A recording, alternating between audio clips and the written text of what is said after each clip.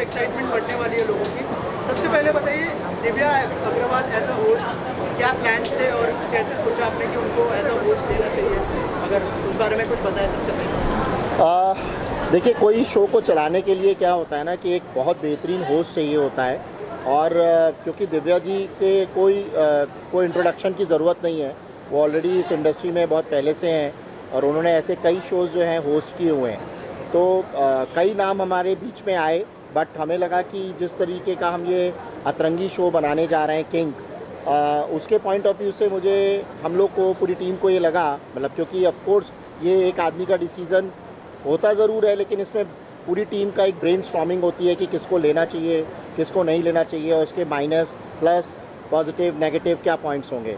तो मुझे लगा, हमारी टीम को लगा कि Divya is the perfect choice for this particular program and show. Sir, अगर शो की जर्नी के बारे में बात करें, तो क्या कहना चाहेंगे, क्या क्या रिसर्च करनी पड़ी शो को लेकर स्पेशली? और मैंने देखा कि अलग अलग कंटेस्टेंट अलग अलग फील्ड से थे, कोई इन्फ्लुएंसर है, कोई मॉडल है, अगर उस बारे में कुछ बताएं कि इसका कैसे? जवाब जो है, आई थिंक निवेदिता जी जो हमारी वीपी कंटेंट है वो देंगी आपको। प्लीज़ बताइए हमें कि कितनी रिसर्च करनी पड़ी, और थोड़ा सा बताइए जर्नी के बारे में स्पेशली।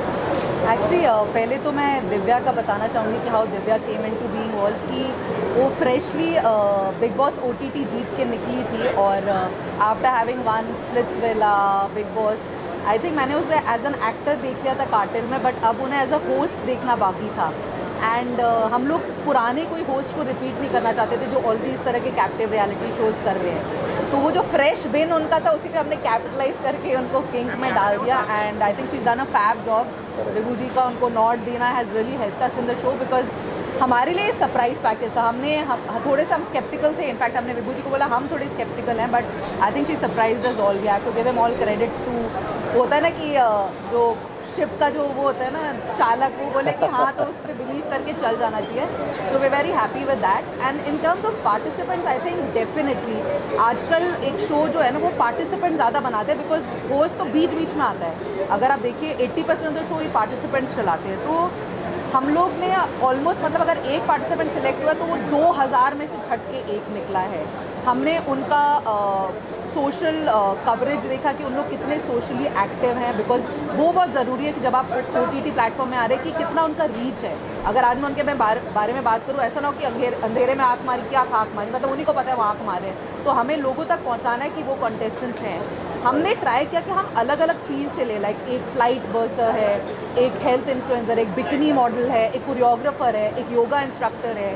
तो काफ़ी इंटरेस्टिंग पैकेज रहा है, और यही हमारा आगे भी, जब हम लोग ने अपना ऐड डाला है नेक्स्ट सीज़न का भी, हमारा यही रहा है कि हमें डिफरेंट फील्ड्स के लोग चाहिए। हमें सिर्फ एस्पायरिंग एक्टर्स और मॉडल्स नहीं चाहिए जो हमेशा एक रियलिटी शो बनाते हैं। मतलब ऐसा लगना चाहिए कि एक रिक्शे वाले की डॉटर से लेके, अगर if you have that hot portion and if you have a relationship you want to talk about and correct, वो लोग इस शो पे आ सकते हैं। हम इसको एस्पिरेशनल बनाना चाहते हैं। सो यही हमारी खोज रही पुराने वाले सीज़न जो अभी आ रहा है, और अभी नए में भी हम यही अपने, मतलब यही हम लोग लोगों तक रीच आउट कराना चाहते हैं कि people from all fields can participate.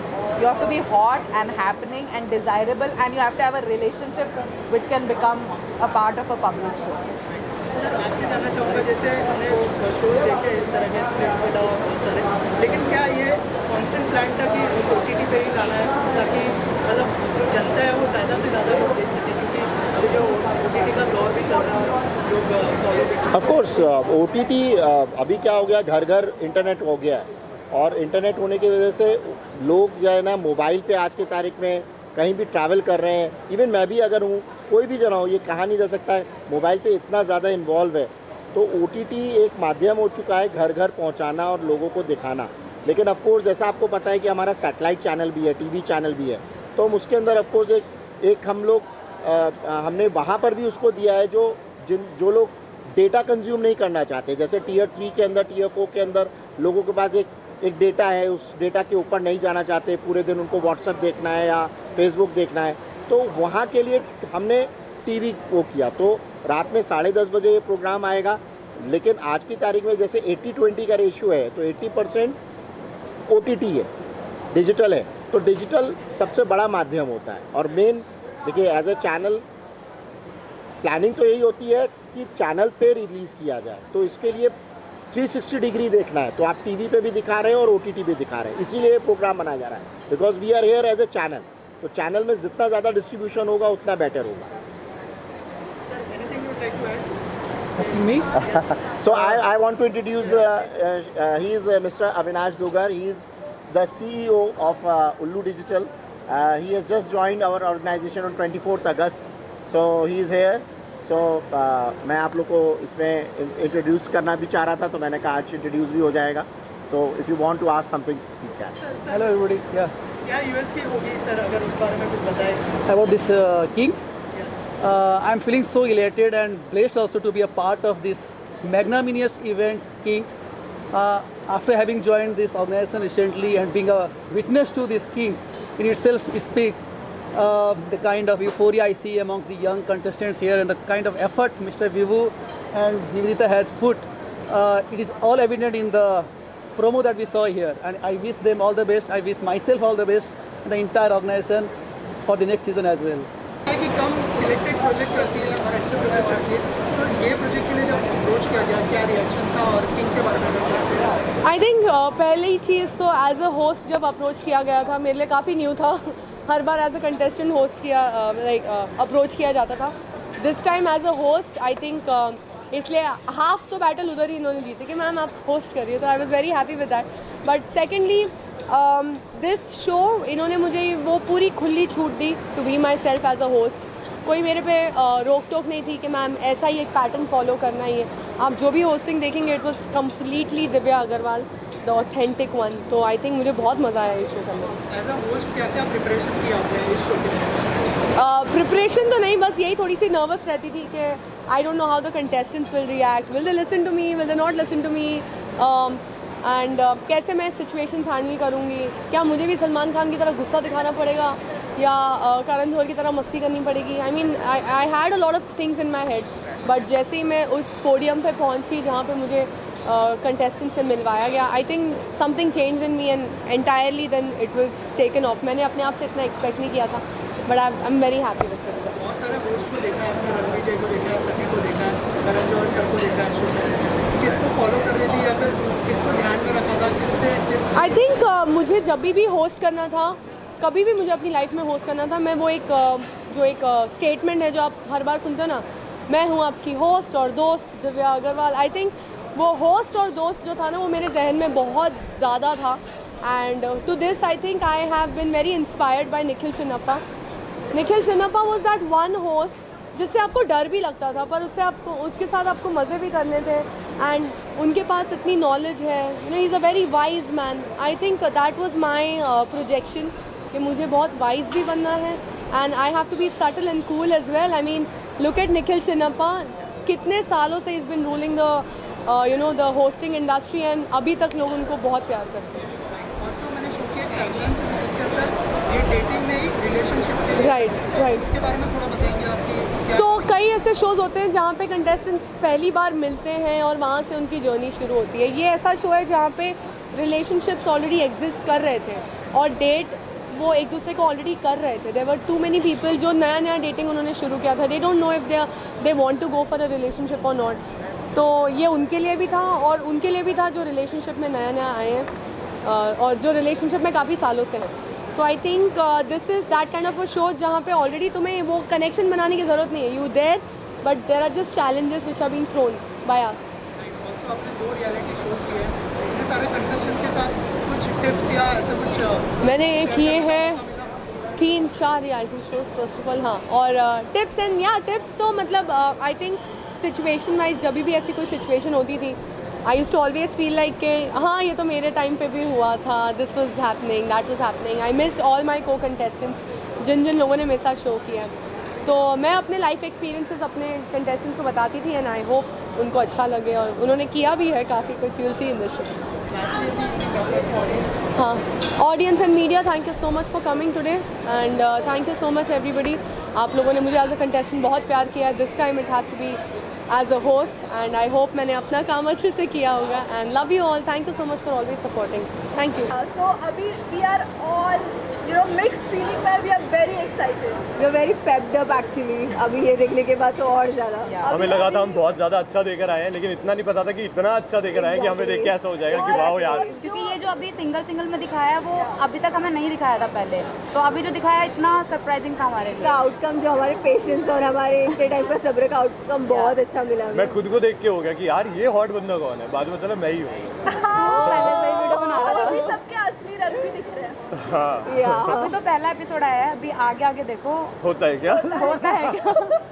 Actually होने वाला तो वही है जो हमने किया है। एक्सपीरियंस। इंट्रोड्यूस भी कर दे खुद को। Okay. Hi everyone, I'm Mukta K. I'm a rapper and a model.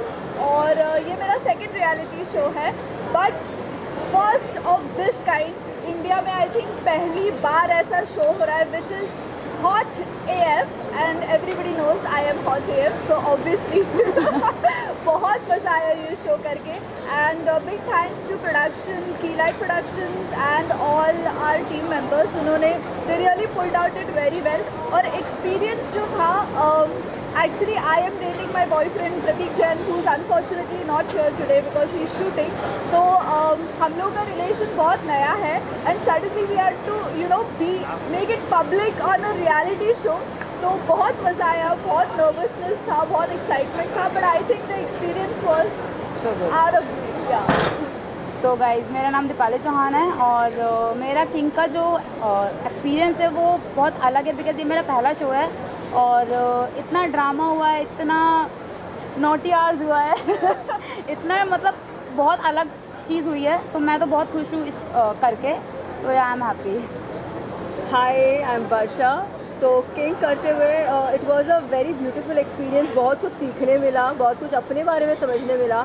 And the biggest thank you to Atrangi team, की लाइट्स और मुझे कास्ट करने के लिए इस शो में, बिकॉज इतना कुछ इवॉल्व हो गई हूँ। जो 27 डेज था जो शूट का, उसके बाद जो मैं आई हूँ इट वॉज सो डिफरेंट।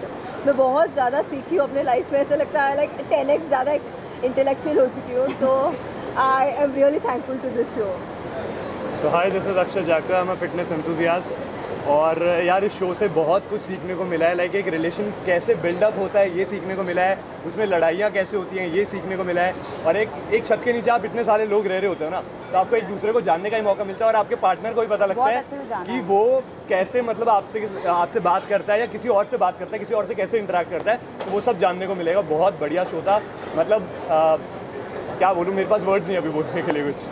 आप सब लोगों को ये सवाल है, आप लोगों ने कितनी वेज वाली गाली दी है और नॉन वेज वाली गाली दी है, कितना यूज हुआ है गाली? वेज वाली गाली तो कोई होती नहीं है। तो गाली होती है ना सर, वेज जो नॉन वेज जो गुस्सा आया गाली दे दिया। पहले तो किसी को जाना नहीं था तो इतनी जल्दी निकली नहीं मुंह से, बट जब जाना लोगों के असली चेहरे दिखे तो बस मुंह बंद नहीं हुआ। सामने से अगर एक गाली आ रही थी तो हमारी तरफ से 3 निकल रही थी, बाकियों की तरफ से 2 निकलती है, हमारी तरफ से 3 निकल रही थी। और मैं ऐसी हूँ कि मैं नॉर्मली किसी को गाली देती नहीं हूँ, मेरा मुंह ज़्यादा चलता नहीं, I don't believe in using gutter language, मेरे हाथ चलते हैं, लेकिन इस बार मुझे कोई लायक नहीं लगा हाथ चलाने फिर भी के। दी है आपने।